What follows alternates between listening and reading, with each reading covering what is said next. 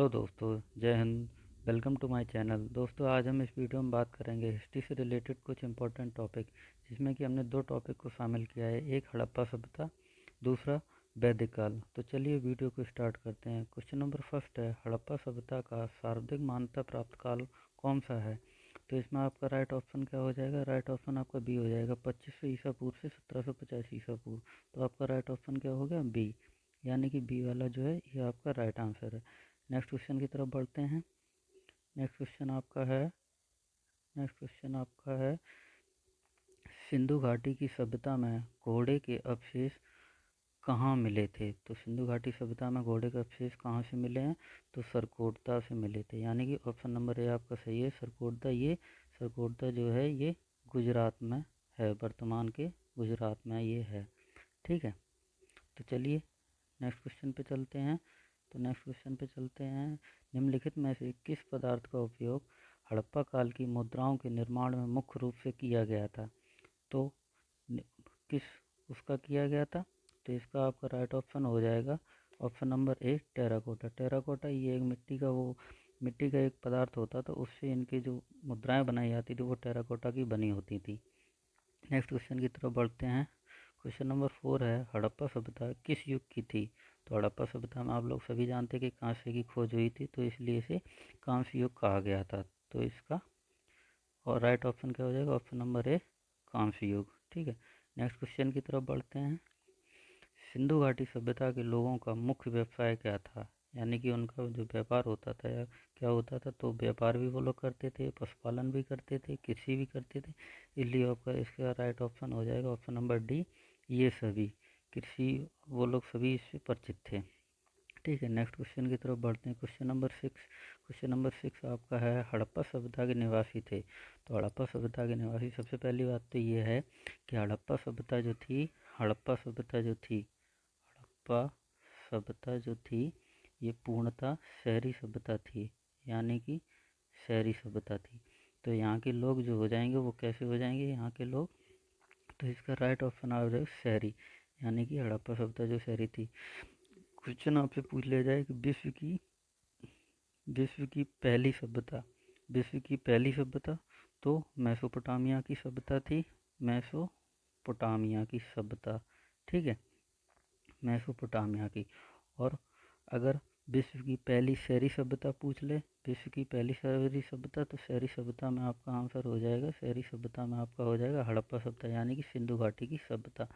ठीक है, next question की तरफ बढ़ते हैं। क्वेश्चन नंबर 7, सिंधु सभ्यता के घर किससे बनाए जाते थे? तो सिंधु सभ्यता के घर किससे बनाए जाते थे? तो आपको पता है कि अलंकृत ईंटों से वहाँ के बने हुए मिले हैं। तो बांस से होते नहीं थे, पत्थर से होते नहीं थे, लकड़ी से होते। तो राइट ऑप्शन क्या हो जाएगा? ईंट से कुछ, ऑप्शन नंबर ए। ठीक है, नेक्स्ट क्वेश्चन की तरफ बढ़ते हैं। हड़प्पावासी किस वस्तु उत्पादन में सर्वप्रथम थे? यानी कि वो लोग किस चीज़ का उत्पादन सबसे ज़्यादा करते थे? तो आपको पता है कि हड़प्पा सभ्यता में कांसे की खोज हो गई थी, तो इसलिए वो लोग कांसे के औजार बनाना शुरू करते थे। इसलिए इसका राइट ऑप्शन क्या हो जाएगा? राइट ऑप्शन आपका बी हो जाएगा, कांसे के औजार। चलिए नेक्स्ट क्वेश्चन की तरफ चलते हैं। निम्नलिखित विद्वानों में से हड़प्पा सभ्यता का सर्वप्रथम खोजकर्ता कौन था? यानी कि हड़प्पा सभ्यता सबसे पहले किसके द्वारा खोजी गई थी? तो इसका आपका राइट ऑप्शन हो जाएगा दयाराम साहनी। दयाराम साहनी। सिंधु घाटी सभ्यता को हड़प्पा सभ्यता क्यों कहते हैं? तो इसलिए कहते हैं क्योंकि सिंधु घाटी जो सभ्यता थी उसमें जो ये हड़प्पा शहर था ये सबसे पहले खोजा गया था। वो हुई थी इसकी जो खोज हुई थी वो हुई थी इसकी जो खोज हुई थी इसकी जो खोज हुई थी वो हुई थी 1921 में। ठीक है, किसके द्वारा हुई थी? दयाराम साहनी के द्वारा हुई थी, इसलिए इनको खोजकर्ता माना गया है। ठीक है, 1921 में। ये किस नदी के उस पे था? तो ये था जो हड़प्पा शहर जो था ये था आपका रावी नदी। ठीक है, ये इतने इससे कुछ नहीं, तो इसका राइट आंसर आपका हो जाएगा दयाराम साहनी। ठीक है, दयाराम साहनी इसका राइट ऑप्शन है। नेक्स्ट क्वेश्चन की तरफ बढ़ते हैं। सिंधु सभ्यता का पत्तन नगर यानी कि बंदरगाह कौन सा था? तो आपको पता होना चाहिए कि सिंधु सभ्यता में ये जो बंदरगाह था तो वो कहाँ से प्राप्त हुआ है? तो वो लोथल जो है, जो कि वर्तमान के गुजरात में स्थित है, लोथल, यहाँ से बंदरगाह मिला था। ठीक है, तो लोथल इसका आंसर, राइट आंसर हो जाएगा ऑप्शन नंबर बी। इसका राइट आंसर क्या हो जाएगा? ऑप्शन नंबर बी, यानी कि लोथल। ये आपका राइट आंसर हो गया। ये कहाँ है? गुजरात में स्थित है। किस नदी के किनारे? ये भोगुबा नदी, भोगुबा नदी के किनारे, भोगुबा। ठीक है, भोगुबा नदी के किनारे है। ठीक है, नेक्स्ट क्वेश्चन की तरफ बढ़ते हैं। मोहनजोदड़ो कहाँ स्थित है? तो मोहनजोदड़ो कहाँ स्थित है? तो सबसे पहली बात, जो मोहनजोदड़ो जो पाकिस्तान का सिंध प्रांत है, यानी कि ये वाला ऑप्शन नंबर बी आपका पाकिस्तान के, ये पाकिस्तान के सिंध प्रांत में है, पाकिस्तान का सिंध प्रांत। ठीक है, ये इसमें स्थित है, मोहनजोदड़ो पाकिस्तान के सिंध प्रांत में स्थित है। ठीक है, नेक्स्ट क्वेश्चन तरफ बढ़ते हैं। हड़प्पा वासी किस धातु से परिचित नहीं थे? तो हड़प्पा वासी किस, हड़प्पा में आप लोग सभी जानते हैं कि हड़प्पा में कांसे की खोज हो गई थी। ठीक है, सोना चांदी भी उनको मिला, तांबे की खोज पहले ही थी, तांबे की खोज तो पूरा पाषाण काल में ही हो गई थी, तांबे की खोज पाषाण काल में हो गई थी। ठीक है, जो लोहा था, लोहे से ये लोग परिचित नहीं थे, लोहे की खोज उस टाइम पे नहीं हुई थी, इसलिए इसका राइट आंसर हो जाएगा लोहा, ऑप्शन नंबर डी के साथ। ठीक है, नेक्स्ट क्वेश्चन की तरफ जाएंगे। वेदों की संख्या, यहाँ से आपका जो है वैदिक काल स्टार्ट हो गया। वेदों की संख्या कितनी है? सभी को पता होगा, ये ज़्यादातर वेदों की संख्या जो है वो 4 है। ठीक है, तो वेदों की संख्या कितनी है? राइट आंसर आपका हो जाएगा, वेदों की संख्या जो है, वेदों की संख्या 4 है। ठीक है, नेक्स्ट क्वेश्चन की तरफ बढ़ते हैं। भारत के राज्य चिन्ह में प्रयुक्त होने वाले शब्द सत्यमेव जयते किस उपनिषद से लिए गए हैं? तो इसका राइट आंसर आपका हो जाएगा ऑप्शन नंबर ए, मुंडकोपनिषद। ठीक है, मुंडकोपनिषद से ये सत्यमेव जयते का जो सेंटेंस है वो लिया गया है, जो कि हमारे राष्ट्रीय चिन्ह पे अशोक स्तंभ पे लिखा हुआ है। ठीक है, मुंडकोपनिषद। उपनिषद का मतलब होता है कि गुरु के समीप बैठकर शिक्षा लेना, उसे हम उपनिषद कहते हैं। गुरु के समीप बैठकर शिक्षा लेना उसे हम उपनिषद कहते हैं। ठीक है, तो उपनिषद का ये मतलब हो गया। मुंडकोपनिषद से सत्यमेव जयते का वाक्य मिला है। ठीक है, और बृहदनारायण जो है, बृहदनारायण है, बृहदनारायण जो है, इसमें क्या है, बृहदनारायण में आपका ये सबसे प्राचीनतम है, ये सबसे प्राचीन और सबसे बड़ा उपनिषद है, सबसे प्राचीन और सबसे बड़ा उपनिषद। ठीक है, और और कंठकोपनिषद से क्या मिला? कंठकोपनिषद से जो है यम नचिकेता, यम नचिकेता, नचिकेता। ठीक है, यम नचिकेता और ओम की, ओम का जो वर्ड है वो कंठकोपनिषद से मिला है। ठीक है, जलोपनिषद से क्या मिला है? जलोपनिषद से इसमें क्या है, इसमें त्रिमूर्ति, जलोपनिषद में क्या है, त्रि, यानी कि इसमें जलोपनिषद में ब्रह्मा विष्णु महेश की चर्चा है। ठीक है, जलोपनिषद में ब्रह्मा विष्णु महेश की चर्चा है। तो इसका आपका राइट आंसर तो आपको पता चली गया, मुंडकोपनिषद है, इसमें सत्यमेव जयते का इसके वो वाक्य लिया गया है। नेक्स्ट क्वेश्चन की तरफ चलते हैं। ऋग्वैदिक आर्यों का मुख्य व्यवसाय क्या था? यानी कि ऋग्वेद में जो वैदिक काल में जो आर्य आए थे, उनका जो मुख्य व्यवसाय क्या था? तो उनका मुख्य व्यवसाय जो था वो पशुपालन था। ये लोग पशुपालन को बहुत ज़्यादा महत्व देते थे। इस टाइम के जो राजा थे उनका मुख्य कार्य था गायों की रखवाली करना। इन लोगों का प्रमुख जो पशु भी था वो ये लोग गाय को मानते थे। ठीक है, नेक्स्ट क्वेश्चन की तरफ बढ़ते हैं। भारतीय संगीत का आदि ग्रंथ किसे माना जाता है? भारतीय संगीत का जो आदि ग्रंथ है वो किसे माना जाता है? तो भारतीय संगीत का आदि ग्रंथ जो है वो सामवेद को माना गया है। इसमें संगीत की चर्चा की जाती है, इसलिए इसमें सामवेद में संगीत की चर्चा की जाती है, इसलिए सामवेद मानते हैं। और फिर ऋग्वेद का आदि ग्रंथ इसलिए मानते हैं क्योंकि इसके जो इसमें सामवेद में टोटल सामवेद में सामवेद में टोटल 1875 सामवेद में टोटल 1875 मंत्र हैं। 1875 मंत्र हैं जो कि 1875 मंत्र हैं जो कि 99 जो हैं 99 मूल रूप से सामवेद के हैं। बाकी के बचे हुए सभी ऋग्वेद से लिए गए हैं। ठीक है, इसलिए इसको आदिग्रंथ कहा गया है ऋग्वेद का। ज़्यादातर जो इसके मंत्र थे वो ऋग्वेद से ही ले लिए गए थे। ठीक है, इसे संगीत का माना गया है। ठीक है, इससे इससे गायत्री मंत्र का वो गायत्री मंत्र लिया गया ऋग्वेद से। ठीक है, यजुर्वेद को यज्ञ और युद्ध का वेद माना गया है। ठीक है, अथर्ववेद सबसे बाद का वेद है। अथर्ववेद सबसे बाद का वेद है। नेक्स्ट क्वेश्चन की तरफ चलते हैं। ऋग्वेद के किस मंडल में शूद्र का उल्लेख पहली बार हुआ है? ऋग्वेद के किस मंडल में? तो ऋग्वेद के जो 10वां मंडल था, ऋग्वेद में टोटल 10 मंडल हैं। तो इसमें 10 मंडल हैं। ठीक है, और इसमें जो 10वां मंडल था इसमें पहली बार शूद्र शब्द का उल्लेख किया गया। ऋग्वेद में टोटल जो हैं वो 10,000 ऋग्वेद में टोटल जो है 10,580 रचनाएं हैं। इसीलिए इसको रचना इसमें ज़्यादा होने के कारण इसका नाम ऋग्वेद रखा गया है। ठीक है, गायत्री मंत्र भी ऋग्वेद से ही लिया गया है।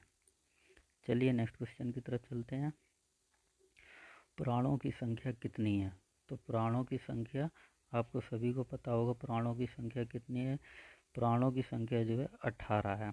पुराणों की टोटल संख्या 18 है। ठीक है, पुराणों की टोटल संख्या जो 18 है। इसमें इसे पुराण को वेदों का वेद पुराण को वेदों का वेद भी कहते हैं और इसे पांचवा वेद भी कहा जाता है। पुराण को 5वां वेद भी कहा जाता है। ठीक है, पुराणों की टोटल संख्या जो है वो 18 हो जाएगी। ठीक है, इसमें मुख्यतः जो है 3 पुराण पढ़े जाते हैं। मुख्यतः जो है एक तो आपका विष्णु पुराण, विष्णु दूसरा जो है मत्स्य पुराण, तीसरा जो है वायु पुराण। ठीक है, वायु पुराण। विष्णु पुराण में जो है मौर्य वंश की जानकारी मिलती है और मत्स्य पुराण जो है इसमें सातवाहन वंश की जानकारी मिलती है और जो वायु पुराण है इसमें गुप्त वंश की जानकारी मिलती है। और वायु और पुराणों की टोटल संख्या तो 18 है। ठीक है, मुख्यतः हम 3 ही पढ़ते हैं इसमें। चलिए, और कोई पूछे कि पुराणों से हमें कौन सी जानकारी मिलती है, इससे वंश के बारे में जानकारी मिलती है, बस दैट्स इट। ठीक है, नेक्स्ट क्वेश्चन की तरफ बढ़ते हैं। आर्य भारत में बाहर से आए और सर्वप्रथम बसे थे। तो सर्वप्रथम देखो, आर्य बाहर से आए थे। आर्य बाहर से जब आए थे तो सर्वप्रथम जो है सप्त सैंधव, यानी कि जहाँ 7 नदियों का जो जगह थी, यानी कि अब इस टाइम का पंजाब और हरियाणा मिला के 7, तो पहले वहीं वो बसे थे आगे। तो इसका जो राइट आंसर हो जाएगा वो पंजाब हो जाएगा। पंजाब में पहले 5 नदियाँ बहती थी। ठीक है, और हरियाणा के मिला के सप्त सैंधव, इसीलिए उसको सप्त सैंधव कहा गया, इसलिए इसका राइट आंसर पंजाब हो जाएगा। नेक्स्ट क्वेश्चन की तरफ बढ़ते हैं। गायत्री मंत्र किस पुस्तक में मिलता है? देखिए, वही क्वेश्चन आ गया जो अभी मैंने पीछे बताया था। गायत्री मंत्र जो है ऋग्वेद से लिया गया, तो इसका राइट आंसर आपका हो जाएगा ऑप्शन नंबर ए, ऋग्वेद। ठीक है, नेक्स्ट क्वेश्चन की तरफ बढ़ते हैं। नेक्स्ट क्वेश्चन की तरफ चलेंगे। क्वेश्चन नंबर 21, निम्नलिखित में से किसका संकलन ऋग्वेद पर आधारित है? ऋग्वेद पर आधारित किसका है? तो आप सभी लोग जानते हैं ऋग्वेद पर आधारित है तो सामवेद का ही है आपका। ठीक है, सामवेद का, तो इसका राइट आंसर आपका हो जाएगा, क्योंकि इसमें से ज़्यादातर जो है ऋग्वेद के ही वो मंत्र ले लिए गए थे। ठीक है, नेक्स्ट क्वेश्चन की तरफ चलते हैं। चरक संहिता नामक पुस्तक किस विषय से संबंधित है? तो चरक, ये बहुत ही इंपॉर्टेंट क्वेश्चन है। इसमें चरक संहिता नामक जो पुस्तक है वो चिकित्सा से संबंधित है, यानी कि डॉक्टरी से संबंधित है। डॉक्टरी से संबंधित है। ठीक है, चलिए नेक्स्ट क्वेश्चन की तरफ चलते हैं। कौन सा वेद अंशतः गद्य रूप में भी परिचित है? गद्य रूप, देखिए गद्य रूप में जो आपका ये यजुर्वेद है, इसे यज्ञ और युद्ध का वेद माना गया है। यज्ञ और युद्ध का वेद माना गया है। ठीक है, यज्ञ और युद्ध का वेद माना गया है। तो इसमें क्या है, जो हम इसको दो भाग में बांटते हैं। एक तो जो आपका कृष्ण यजुर्वेद, इसमें जो है वो सारा गद्य में है। दूसरा जो है शुक्ल यजुर्वेद, वो पद्य में है। तो ठीक है, तो इसमें वो ऊपर क्वेश्चन में पूछा गया कौन सा वेद अंशतः गद्य रूप में भी परिचित है। तो गद्य और पद, तो ये जो है ना यजुर्वेद गद्य और पद्य दोनों में लिखा हुआ है। ठीक है, चलिए नेक्स्ट क्वेश्चन की तरफ बढ़ते हैं। प्राचीनतम व्याकरण अष्टाध्यायी के रचनाकार कौन है? ये बहुत इंपॉर्टेंट क्वेश्चन ज़्यादातर पूछ लिया जाता है। तो इसके आपके राइट आंसर हो जाएगा ऑप्शन नंबर डी, पाणिनि। ठीक है, नेक्स्ट क्वेश्चन की तरफ चलते हैं। ऋग्वेद में सबसे पवित्र नदी किसे माना गया है? तो ऋग्वेद में सबसे पवित्र नदी जो है वो सरस्वती को माना गया है। ठीक है, इसका राइट आंसर हो जाएगा option number B, Saraswati.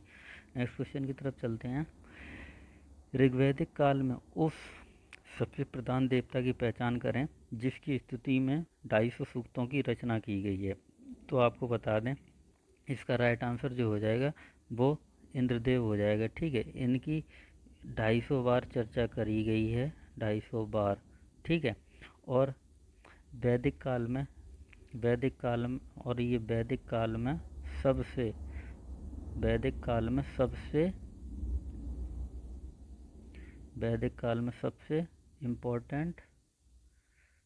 Important देव माने गए। वैदिक काल में सबसे इम्पोर्टेंट देव माने गए ऋग्वैदिक काल में। ठीक है, तो इनकी 250 बार चर्चा की रही है। अग्नि की जो है, अग्नि भी बहुत ज़्यादा उस टाइम पे माने गए हैं। ठीक है, अग्नि, वरुण, सूर्य, ये सभी लोगों को, लेकिन सबसे ज़्यादा बार जो अगर बात करी जाती है तो वो जो है वो इनकी करी जाती है, जो कि ये हैं आपके इंद्रदेव। इनकी 250 बार चर्चा करी गई, इसलिए इनको सबसे ज़्यादा मुख्यतः उसमें मान्यता दी गई 250 बार। जो और अग्नि की जो है, अग्नि की आपकी अगर बात करें तो अग्नि की जो है इनकी 200 बार चर्चा है इनकी। ठीक है, और 200 बार चर्चा की गई है। सोम जो हैं, इनको सोम को जंगल का देवता माना गया था उस टाइम पे। ठीक, तूफान के देवता की बात करें, तूफान के देवता तो मारुत, तो आपके तूफान के देवता की बात करें तो आपके मारुत को ऋग्वैदिक काल में तूफान का देवता माना गया था। ठीक है, तो चलिए दोस्तों, वीडियो को अब एंड करते हैं। होपफुली आपको वीडियो पसंद आई हो। अगर पसंद आई तो वीडियो को लाइक एंड चैनल को सब्सक्राइब जरूर कर लें। Thank you.